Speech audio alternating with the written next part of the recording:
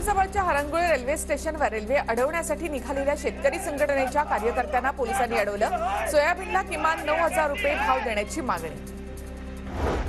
स्वाभिमानी शेतकरी संघटनेचे नेते रविकांत तुपकरांना जामीन मंजूर। पोलिसांनी बेकायदेशीरपणे अटक केली, रविकांत तुपकर यांचा आरोप।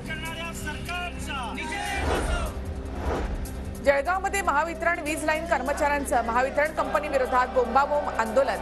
लाईन स्टाफ कर्मचाऱ्यांना स्वतंत्र वेतन श्रेणी देण्याची मागणी। कर्मचाऱ्यांनी कामावर टाकला बहिष्कार।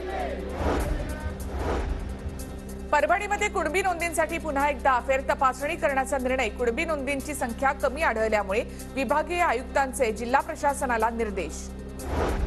अमरावतीमध्ये राणा दाम्पत्याने आपल्या निवासस्थानी रेखाटलं जय श्रीरामचे घोषवाक्य।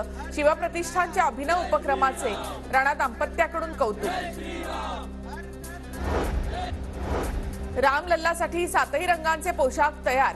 प्राणप्रतिष्ठेच्या दिवशी रामलल्लाला केसरी किंवा पांढऱ्या रंगाचा पोशाख परिधान करण्यात येईल।